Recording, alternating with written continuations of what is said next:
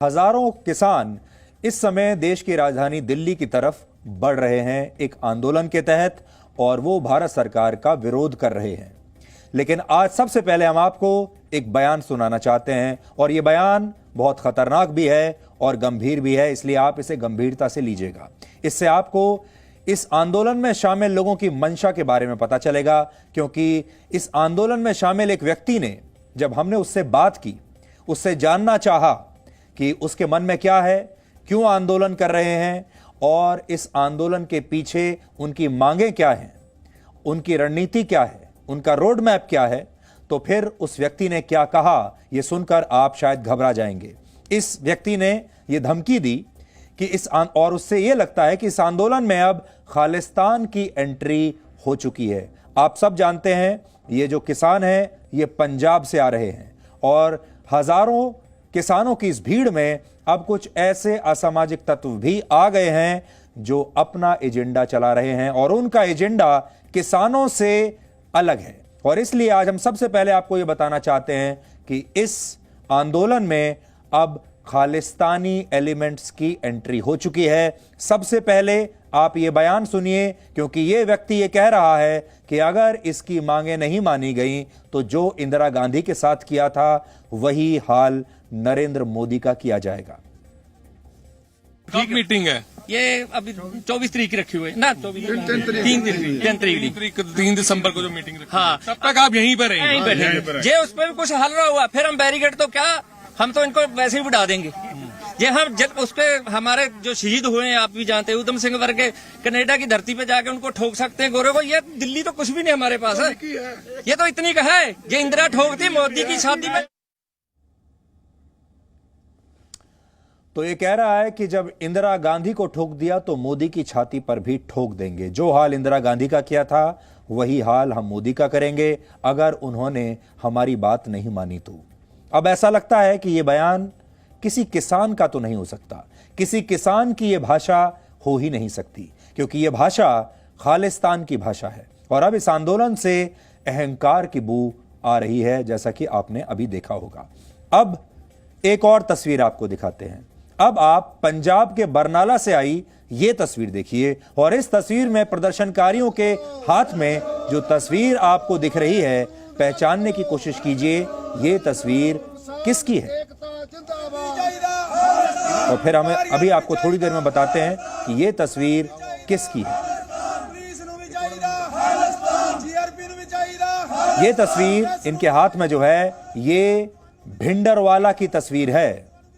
भिंडरवाला एक खालिस्तानी आतंकवादी था, उनका सरगना था, और उसे ही स्वर्ण मंदिर से बाहर निकालने के लिए ऑपरेशन ब्लू स्टार चलाया गया था। इस ऑपरेशन के बाद ही तत्कालीन प्रधानमंत्री इंदिरा गांधी की उन्हीं के सिख सुरक्षा कर्मियों द्वारा गोली मारकर हत्या कर दी गई थी। और इसीलिए यह व्यक्ति कह रहा है जो हाल इंदिरा गांधी का किया था वही मोदी का भी करेंगे।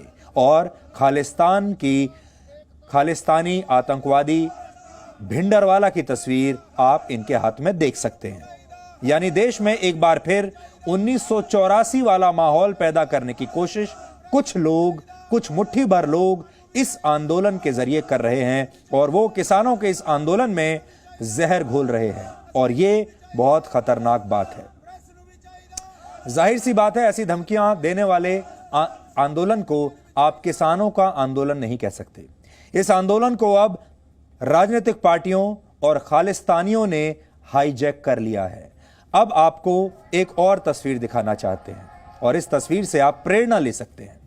यह तस्वीर है भारत के पूर्व प्रधानमंत्री लाल बहादुर शास्त्री की, जिसमें वो खुद हल चलाते हुए दिख रहे हैं। देश उस समय अनाज के संकट से गुजर रहा था, और प्रधानमंत्री आवास में हल चलाकर लाल बहादुर शास्त्री ने देशवासियों को यह संदेश दिया था कि किसान ज्यादा से ज्यादा अनाज का उत्पादन करें। यह वो जमाना था जब किसानों को सैनिकों जैसा सम्मान मिलता था, और लाल बहादुर शास्त्री ने जय जवान जय किसान का नारा दिया था। बहुत सारे लोग अब यह कहते हैं कि जो सम्मान सैनिकों को नहीं मिलता, जो सम्मान सैनिकों को मिलता है, वो सम्मान अब किसानों को नहीं मिलता। लेकिन हम उन्हें यह बताना चाहते हैं कि हमारे देश के सैनिक राजनीति से कोसों दूर रहते हैं। हमारे देश के सैनिक किसी पॉलिटिकल पार्टी के साथ नहीं रहते। हमारे देश के सैनिक नारेबाजी नहीं करते।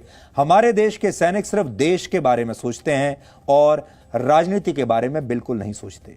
ये वो जमाना था जबकि ये तस्वीर हम आपको दिखा रहे हैं जब किसान भी सैनिकों की तरह राजनीति के बारे में नहीं सोचते थे, सिर्फ देश के बारे में सोचते थे।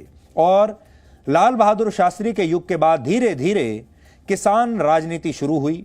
बहुत सारे नेता उसके बाद आए, उन्होंने किसानों के नाम पर राजनीति शुरू की। वो अपने आप को किसान नेता बनाने लगे और बताने लगे। किसानों के नाम पर चुनाव लड़े गए, किसानों के नाम पर सरकारें बनी, किसानों के नाम पर बहुत सारे नेताओं ने बड़े बड़े बंगले बना लिए। किसान हमेशा गरीब ही रहे। आप फिर से सोचिए, हम अपने आप को कहते हैं कृषि प्रधान देश, हम अपने देश में नारा देते हैं जय जवान जय किसान, और ये नारा देने वाले सारे नेता बड़े बड़े बंगलों में रहे। उनके पूरे के पूरे परिवार और पीढ़ियां अब पैसे से उन्होंने इतना पैसा कमाया कि आज उन्हें किसी चीज की कमी नहीं। किसानों के नाम पर बड़े बड़े बंगलों में रहे, बड़ी बड़ी गाड़ियों में रहे, बड़ी बड़ी पार्टियां उन्होंने बना ली, और आज वो किसान तो कहीं से भी नहीं दिखते, लेकिन किसान जैसा गरीब पहले था आज भी वैसा ही गरीब रहा। इसलिए क्योंकि किसानों को बहकाकर राजनीति की तरफ धकेल दिया गया और अब किसानों को राजनीति के लिए इस्तेमाल किया जा रहा है। और आज भी आप यही देखेंगे हमारे देश के भोले भाले किसानों को कैसे बड़े बड़े नेता अपने वोट बैंक वापस पाने के लिए इस्तेमाल कर रहे हैं। पंजाब से आए करीब 10,000 किसान नए कृषि कानूनों के विरोध में दिल्ली पहुंचकर भारत की संसद का घेराव करना चाहते हैं। अब जब ये किसान दिल्ली के पास सिंधु बॉर्डर पर पहुंचे तो इन्हें वहां पर रोक दिया गया। सिंधु बॉर्डर दिल्ली और हरियाणा को जोड़ता है और इस बॉर्डर से देश की संसद की दूरी सिर्फ 36 किलोमीटर है। किसानों के इस प्रदर्शन के दौरान इस बॉर्डर पर जमकर हंगामा हुआ, कई जगहों पर हिंसा भी हुई और इस दौरान खुलेआम हवा में तलवारें लहराई गई, पत्थर बरसाए गए, बैरिकेडिंग तोड़ी गई, यहां तक कि इन्हें रोक रहे पुलिस वालों को लाठी और डंडों से मारने की कोशिश भी की गई। यानी कुछ किसान आंदोलनकारी ऐसे थे जो कि उग्र हो गए। इन सब के बावजूद इन किसानों को दिल्ली में प्रवेश दे दिया गया है और अब ये किसान दिल्ली के बुराड़ी मैदान में जमा होकर प्रदर्शन कर सकते हैं। दिल्ली में एक जगह है जिसका नाम है बुराड़ी और इन्हें यह कहा गया है कि ये इंडिया गेट की तरफ ना आए, संसद भवन की तरफ ना आए, जंतर मंतर की तरफ ना आए, जहां की ज्यादातर जो नेता हैं वो इन्हीं जगहों पर प्रदर्शन करना चाहते हैं। इन्हें कहा गया है कि आप जो प्रदर्शन करना है वो आप बुराड़ी में कर सकते हैं। लेकिन हम आपको आगे ये बताना चाहेंगे कि ये जो इलाका है जहां ये प्रदर्शनकारी प्रदर्शन करने की जिद कर रहे हैं, धरना प्रदर्शन करना चाहते हैं, ये इंडिया गेट के आसपास का इलाका, संसद भवन के आसपास का इलाका, हर प्रदर्शनकारी यही क्यों आना चाहता है? उसकी एक वजह है। उसकी वजह यह है कि ये जो इलाका है ये लटियंस जोन में पड़ता है, जहां सारे बड़े बड़े मंत्री, जज, बड़े बड़े सरकारी अधिकारी रहते हैं।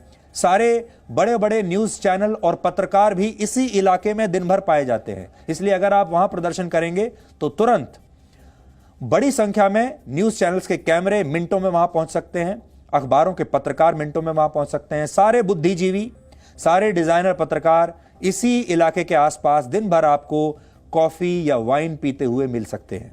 इसलिए सारे प्रदर्शनकारी देश में, चाहे वो कोई भी हो, इसी इलाके में आना चाहते हैं क्योंकि यहां पर आकर सबसे ज्यादा मीडिया कवरेज मिलती है। अगर आप आंदोलन कर रहे हैं कैमरों के लिए तो सबसे अच्छी जगह यही है। Presenting B News app available on Google Play and App Store. Download it now.